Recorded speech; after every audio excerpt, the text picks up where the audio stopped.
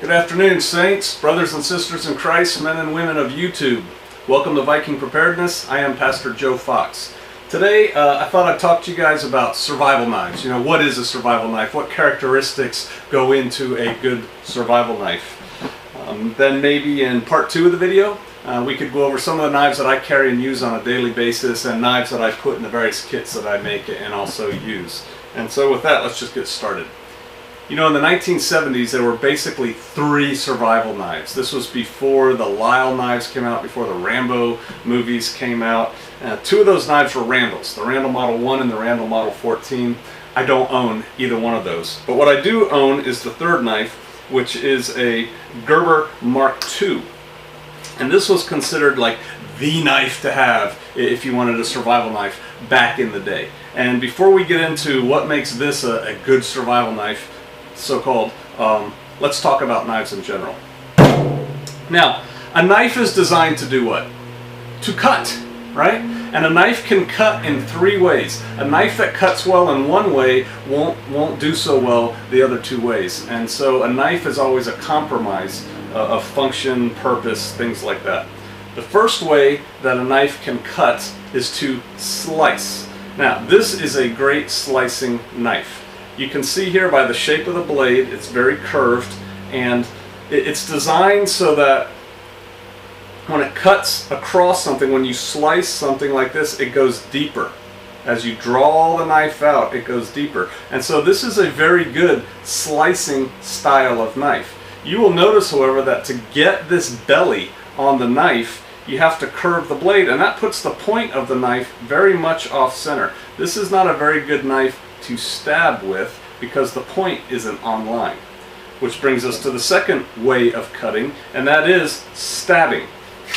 This right here is a bayonet. It's an old bayonet, and you can tell that it is designed for stabbing. The point is in the center of the blade, it's in the center of the handle, and you can thrust with it very well. Now, can you slice with it also? Sure, it has long edges, but these edges are not as good for slicing as this is. And so there's a compromise. Do you want to stab or do you want to slice? If you want to slice, you probably want this knife. If you want to stab, you want this knife. The other way that a knife can cut is to chop. And this is the best example I have of that. This is the cleaver we use in our kitchen to prepare our meals with. And what makes a cleaver or a good chopper is there's this weight right here. And this weight is above the sweet spot. And so when you chop, all the weight comes to bear right here. Now, can this knife slice? Sure, it can slice, and in fact we do slice with it. It has a little bit of belly on it, but really it's designed for chopping. And this knife right here wouldn't stab very well, would it? It doesn't have a point. I guess you could stab with it that way. But really, this knife is made for chopping. And so, what do you want in a survival knife? Do you want a chopping knife? Do you want a slicing knife? Or do you want a stabbing knife? What is survival? You know, survival, it's like beauty, right? Beauty is in the eye of the beholder. Survival, I guess, is up to the person who's trying to survive. What are they trying to survive? This right here, probably most of you are familiar with this. I was assigned to a Gurkha unit for a while, and they all carried kukris. Okay? Now, what is this kukri designed for? You can tell by looking at it that this puppy is designed for chopping. The sweet spot for this knife is right here, and it's a great chopper. It's a poor stabber. See, if I'm going to stab with it, look where the point is in relation to my hand. The point is right up here, and so if I'm stabbing, it's off center and it'll bend my wrists and everything like that. You can stab with it, and Gurkhas know how to fight with their kukris fairly well. You can also slice with this knife, but it's not designed ideally for slicing. It does have belly and you can slice, but it's not perfect. This is primarily a chopper, and it can also stab because it has a point, and it can slice also. So the compromise is made, but the primary purpose of this knife is chopping. Let's consider a classic American knife. This right here is a Bowie knife. It's one that I modified, and Bowie knives were big in the West. Was it a survival knife? You know, Jim Bowie thought so, right? I mean, he survived by using his. This knife has belly on it. It's very good for slashing. It has heft. This is a heavy knife, and so you can chop with this knife pretty well. It also has a point, and I modified this one. The point used to be over here. I put it more to the center. And so this knife will also stab well. So this is a pretty good all-around survival knife. You can fight with it, you can chop tent pegs with it, you can whittle little fine things, and you can slice a fish. Although I tell you what, trying to skin a squirrel with this is more difficult than it needs to be. The other problem with this knife for a survival knife, it's heavy. This is a stout knife. It's about 1/4 inch thick right here, and so it's a little bit too heavy to carry around. Back in the day, Blackie Collins used to say that the 12-inch long machete is the perfect survival knife. Okay, you know, that's his opinion, and he's entitled to it. This is about a 12-inch long machete, and what I like about this one is it has a point on it. Now, most machetes don't have a point, and so you really can't stab with them. This one, you could certainly stab with this machete. It's a great chopper, and it's a decent slicer. This would actually be a pretty good bob knife, if you will. We're going to sell these. Viking Services is going to sell these. And right now, Cold Steel's selling them, and so until I sell them, go ahead and buy one from them if you want. It's not very expensive. It's well made. It's tough. You can slice, you can stab, and you can chop with it. And it doesn't weigh that much. It's significantly less than this Bowie knife is. So consider a machete.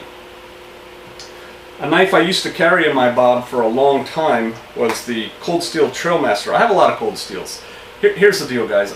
If you've read my blog for any amount of time, if you're going to watch too many more videos of me, you'll find out I'm not a gear guy. I don't care about, well, that's the model 1A3 as opposed to the model 1A4. You know, the model 1A4 is actually better. It's worth, you know, who cares? If the knife is sharp, if it holds an edge, if it does well, that's probably a good knife for you.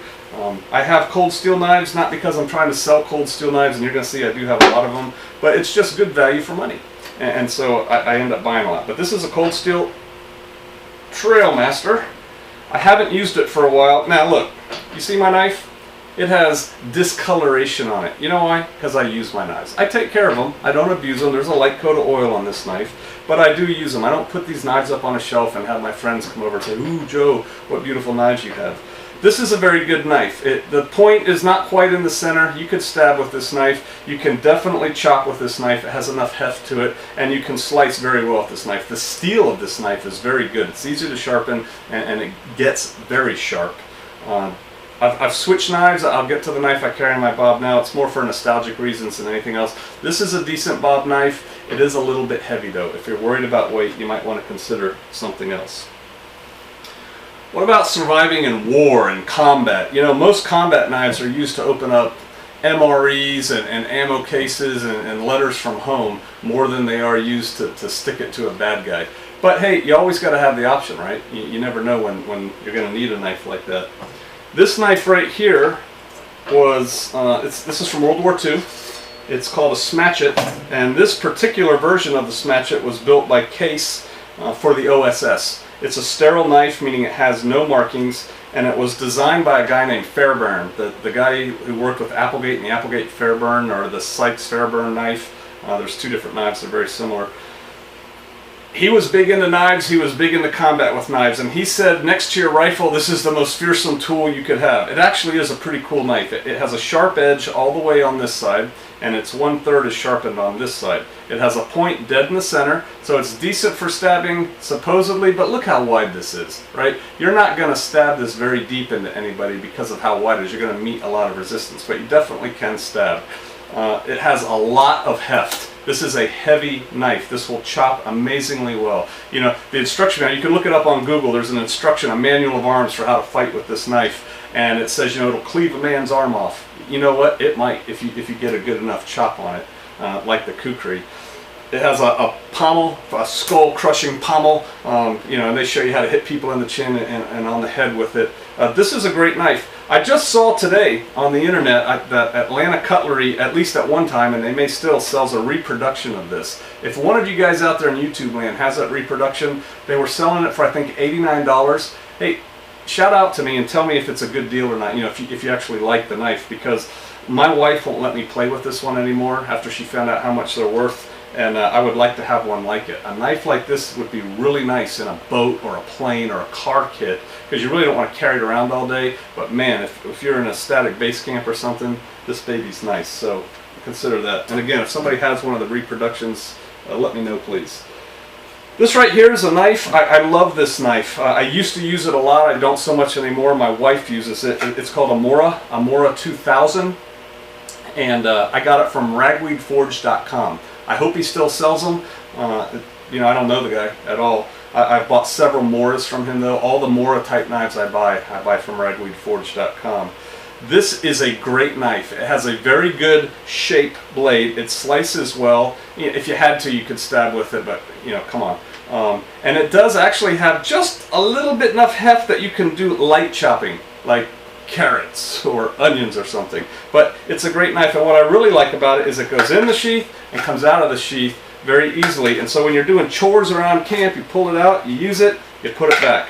I modified mine a little bit. This used to hang up, and I wanted it to hang higher up on my belt, so I just folded it down and wrapped it with electric tape. My wife uses one of these as her primary woods knife, and she wears it on a necklace right here, and she wears it like a neck knife. So this is a great knife. You know what? This knife is less than $30. You don't have to spend a lot of money to get a good knife.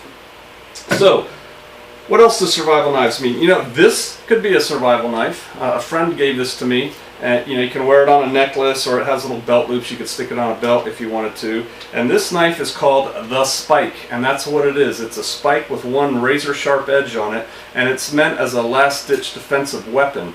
I haven't used it. I don't even carry it, but I think it's cool. And hey, is this a survival knife? You know, if you're in a dark street somewhere and for whatever reason you don't have your Glock, yeah, this would be a pretty good survival tool. It would be better than nothing.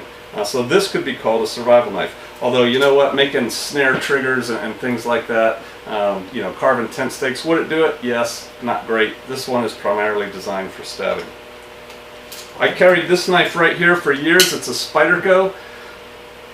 I like it a lot because it's very lightweight. Actually, when I travel, and I do some traveling, this is the knife I take in my suitcase. I stick it in my suitcase, and when I get there, I take it out and stick it in my pocket. The reason I do that, it's a relatively inexpensive knife, so if some, you know, TSA monkey steals my knife, you know, it's no big tears for me. And it's a very good defensive knife. I typically don't like serrations on a knife. You can't do fine work like carving a trigger or a, you know, fish gorge or trap or something like that with serrations. But man, when it comes to cutting flesh, these serrations are good news. And so I carry this knife when I travel. I used to carry it all the time. I carry something different now. So what made this such a good knife, the Gerber Mark II? Originally, this knife, see, I don't know if you can see this, it has teeth right here. This knife didn't have teeth. It was what they called a wasp-waisted blade. And so it had an excellent ergonomics, had an excellent design for slicing. When you started the slice here, it would pull, the knife would pull deeper as you sliced through. It has a point in the center so that you can stab. It's very strong. It's actually fairly thick for how narrow the blade is, and it has what they call the skull crushing pommel that you could hit people with. It was a great knife, and then you know what? A lot of stores would refuse to sell this knife because it was too brutal and it was too dangerous. It was a different time back then. And so Al Marr came back, he used to work for Gerber, and he redesigned it and he carved these teeth in it and called it a survival knife. And once he did that, they started selling it in stores, and they sold like gangbusters. You know, really, as a survival knife goes, like you want to go out in the woods and run around, I would not take this knife. I bought it when I was very young because I thought it was cool, and all the mercenaries going to Africa were carrying knives like this, and so of course I wanted one too. So that's the Gerber Mark II. In part 2 of this video, we'll go over the knives that I carry and use daily and the knives I put in my kit. So thanks for watching. I'll see you out there.